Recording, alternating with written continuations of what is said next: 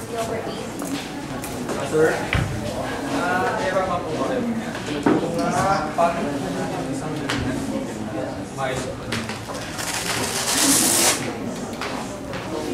Cut!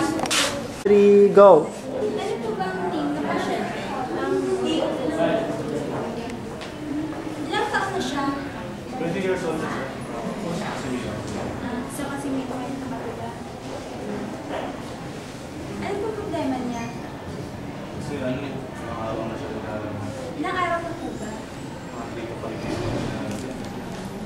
Tapos, kanina, nahihirapan din siyang huminga. Kaya dinala na namin siya sa ospital. Ang tanong po ba? Iniinom naman siyang gamot eh. Ano yung gamot niya? Paracetamol. Baksan yung boses nyo. Cut mo na. 3, go! Ano po ba ang pangalan ng pasyente? Bio po. Ilang taon na siya? 20 years old siya, sa Casimiro. Sa Casimiro. Anong problema niya? Ilang araw na kasi siya nilalagnat eh. Ilang araw na po ba? Mga 3 to 5 days na siya nilalagnat. May iniinom siyang gamot? Meron, paracetamol. Na-hospital na po ba siya dati? Ay, opo, dati na hospital na siya. Pero dito rin namin siya sinuboy. Dito rin. Sige po, kukunin ko lang po yung records niya. Okay, salamat. Cut. 3, go!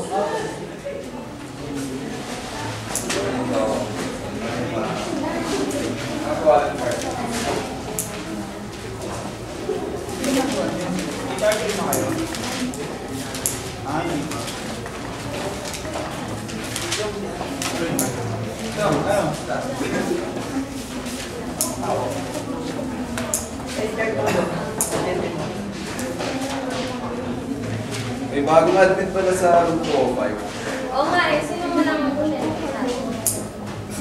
Ako, sige naman na mag-ano. Sige. Cut! 3, go! Oy! Ano ginagawa niyo? Oy, mag-yes naman yung Sino? Ay, oo. Dark. Ano ba yan? Please, no, yung patient ko dyan yung Ay, ito yung ano. Sakin na. May bagong admit sa room 205. Cut! Ano ka ba? Go! O yung meds nyo, nabigay nyo na. Yung meds ko? Oo. Sabi ka sir. Baka may meds nyo. O yung meds na mag-yes natin. O yung may meds ka. Oo. Teka lang. Ngayon ba? Hindi ko sinusubat ko. Oo, charting na tayo para magawin ng maaga. O, tapos hindi na yung charting. Ay, na pala si Ernest eh. Ang galing. May bagong admit pala sa room 205. Oo nga, sino mo lang patient sa akin? Ikaw? O sige, Ako bigas mo na lang. BS? BS mo na. Kunin mo yung charting. Sa yung chart niya. Kunin mo. Ano malalaman sa chart niya? Samahan kita, Chong.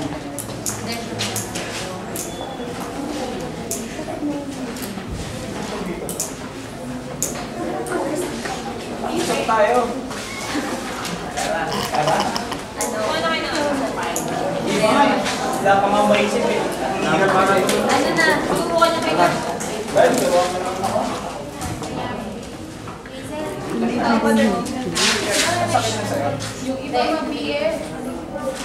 Yung iba BS muna ako ah. Hindi ako din. Ano na yung result lab? Guys, makinig kayo. Ano? Ito yung ISD diagnosis ng patient sa room 205. Uremia, secondary to SRD to CGN. At ito yung final diagnosis niya ngayon. ESRD secondary to CGN, CHF, CAP3, severe anemia. What can you say, guys? Yan na lang kaya yung case natin. No? Pwede rin. Cut na! Cut! 3, go! Oy, guys, ano? makinig kayo. Ito yung first diagnosis ng patient sa room 205. Uremia, secondary to end-stage renal disease, secondary to chronic glomerulonephritis. At ito yung final diagnosis niya ngayon. End-stage renal disease, secondary to chronic glomerulonephritis with congestive heart failure. severe anemia. What can Dami you say, naman guys? sakit niyan. Grabe Parang naman yan. ano? Ano yun? Ito na lang kaya Ganito yung na yan. case natin. Yan. Parang toxic eh. Ito na lang. Sure kayo? Case. Kayo, bahala. Sige. ESRD? Cut!